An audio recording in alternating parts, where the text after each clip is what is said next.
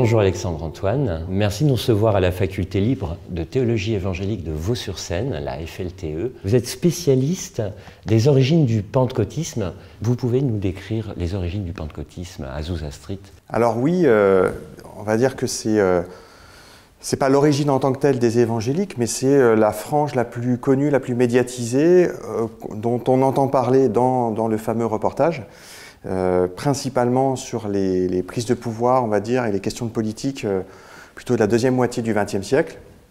Et l'origine du pentecôtisme, qui est donc le christianisme évangélique majoritaire aujourd'hui, non seulement du côté occidental, mais aussi sur tous les pays du Sud, il y a en réalité une double origine, une double histoire, un peu un double mythe. Et si on le fait remonter à la rue Azusa à Los Angeles, qui est la première mission qui se développe, on doit le faire remonter en réalité un petit peu avant 1906 en réalité, avec la première école biblique qui commence à enseigner au cœur du Kansas, avec un pasteur d'origine plutôt baptiste, blanc, qui commence à enseigner les premières thèses pentecôtistes qui se résument en 4 points, très simplement. Jésus sauve, donc la sotériologie christologique. Jésus guérit, donc la question de l'immédiateté possible du miracle ici et maintenant. Jésus baptise de l'Esprit, donc l'expérience charismatique par excellence dans les milieux pentecôtistes, donc le baptême du Saint-Esprit. Et Jésus revient, donc l'imminence de l'eschatologie, l'imminence du retour de Christ, qui va être les 4 points majeurs. Et cette synthèse théologique qui court en réalité quand on étudie de plus près les courants de pensée théologique tout au long du XIXe siècle au cœur des États-Unis, eh bien, cette synthèse théologique va être, pour la première fois, professée, enseignée à Topeka, dans le Kansas, par Charles Parham, qui va monter son école biblique d'évangélisation. Et au cours de cette année, des débuts des années 1900-1901, il dit lui-même voir pour la première fois une expérience glossolalique, une expérience de parler en langue, suite à une veillée de prière où quelqu'un s'évanouit et finit par parler en langue à la veille du passage de l'année, donc entre le 31 janvier et le 31 décembre pardon, et le 1er janvier. Et là arrive, par bruit de couloir, un pasteur afro-américain, William Seymour, lui qui transite d'abord par la Louisiane et puis qui remonte petit à petit avec des emplois du temps de majordome dans les hôtels au cœur des États du Sud. Il entend parler de cette école biblique et il commence à suivre les cours bibliques. Et la petite histoire, c'est qu'on est au cœur d'une Amérique donc ségrégée avec des lois de ségrégation et il ne peut pas suivre les cours officiellement dans la salle de cours. Il suit la totalité du cursus et il décide de prendre ensuite la direction de Los Angeles en répondant à une annonce pastorale d'une femme pasteur missionnaire qui désire repartir en mission. Il arrive à Los Angeles et très rapidement, ses premières prédications sont des prédications pentecôtistes, qui est totalement novateur pour l'époque, et il se fait virer, passez-moi l'expression, il se fait mettre dehors de l'église, manu militari, au bout d'un dimanche, parce qu'il a professé les thèses pentecôtistes qui sont vues comme des thèses chaotiques, totalement mystiques, extatiques, donc très mal perçues par la majorité évangélique protestante. Il se fait donc mettre dehors, mais qu'à cela ne tienne, quelques-uns le suivent dans ces thèses pentecôtistes. Il ouvre une première petite réunion de maison et puis rapidement ouvre la mission de la rue Azusa à partir de 1906. Et il y a véritablement une explosion de succès de ce premier pentecôtisme pendant à peu près 3 ans, de 1906 à 1909.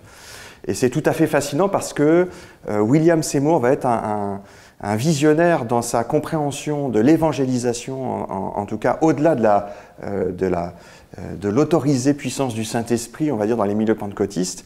C'est qu'il va non seulement se développer médiatiquement, tout de suite, en mettant en place un journal hebdomadaire qui va diffuser les thèses pentecôtistes partout à Los Angeles et rapidement de manière internationale. Il y a véritablement une explosion donc du pentecôtisme qui défraie la chronique. Ces gens font trop de bruit, ces gens sont incontrôlables, donc ça c'est on va dire la culture de réception du pentecôtisme, en même temps que, on va dire, une histoire de succès quand même, une success story à l'américaine, encore en plus au tournant du XXe siècle avec un pasteur afro-américain, ça a de quoi défrayer la chronique. Mais William Seymour a comme une espèce de redevabilité qu'il ressent vis-à-vis de son maître à penser, le pasteur Charles Parham.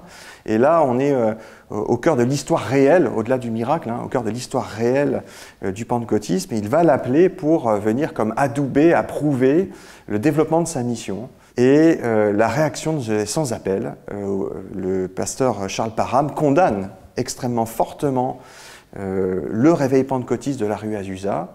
Et on pourrait se demander si c'est pour des questions donc, de dépassement de limites charismatiques, etc. Mais pas du tout. Il le condamne parce que c'est une communauté interethnique.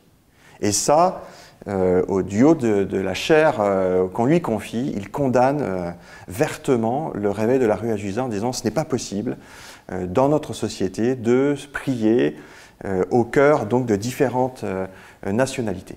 Avec les premiers cultes pentecôtistes à l'église de la rue Azusa à Los Angeles, on assiste, décrivez-vous, à un miracle de réconciliation interethnique dans la culture américaine entre les Afro-Américains.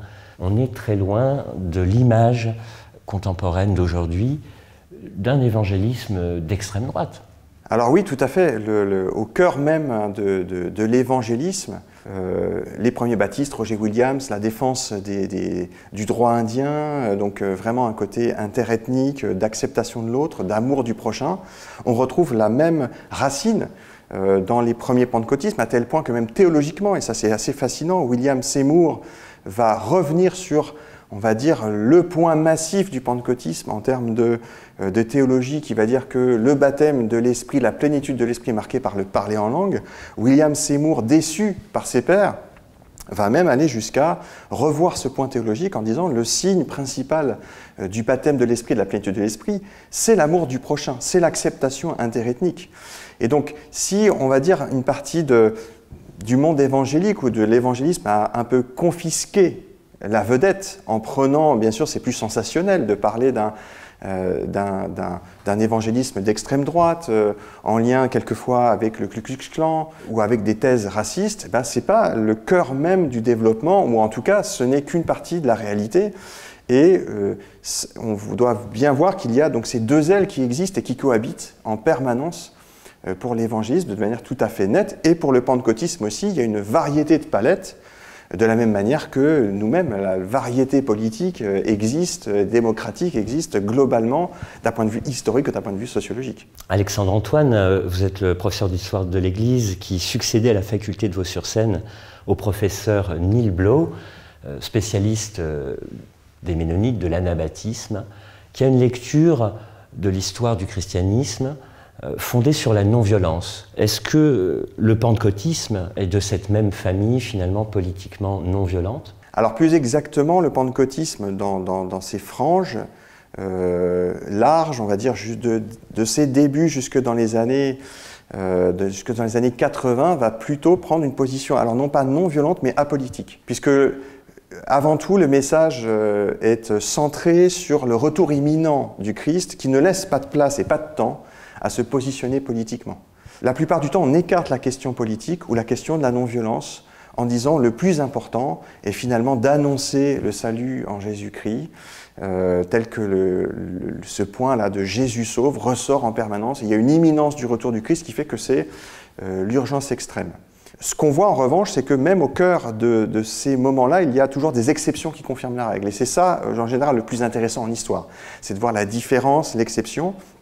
Et en particulier en France, au cœur par exemple de la Seconde Guerre mondiale et de la persécution des Juifs, on peut noter le cas de deux pasteurs, un couple pentecôtiste et un pasteur pentecôtiste, qui vont prendre position pour la défense des Juifs et vont protéger même des Juifs en étant ensuite déclarés justes parmi les nations. On a le cas du pasteur Jean-Séverin Lemaire, pasteur à Marseille, qui va, pour différentes raisons personnelles, quitter les rangs des Assemblées de Dieu, donc le mouvement majoritaire qui se développe à l'époque, dans les années 40, au sein du pentecôtisme, et qui va lui-même continuer son travail pastoral en sortant des Assemblées de Dieu, en gardant une salle évangélique, pour permettre à des Juifs d'être évacués et d'être sauvés et évacués par des réseaux clandestins.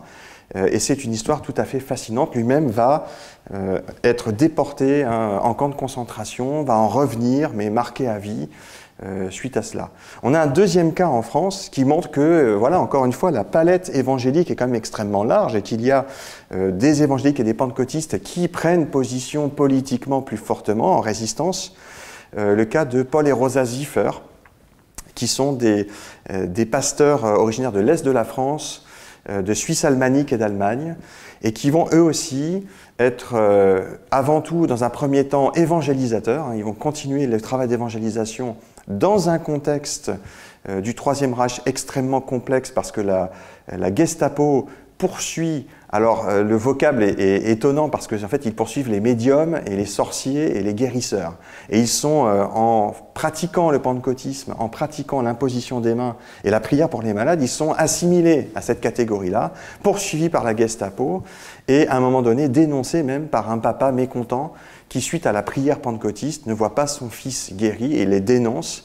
Ils sont déportés aussi en camp de concentration, chacun pour leur part, le mari et la femme, mais vont continuer à œuvrer dans les camps de concentration en soutenant, en prêchant l'évangile à la manière pentecôtiste.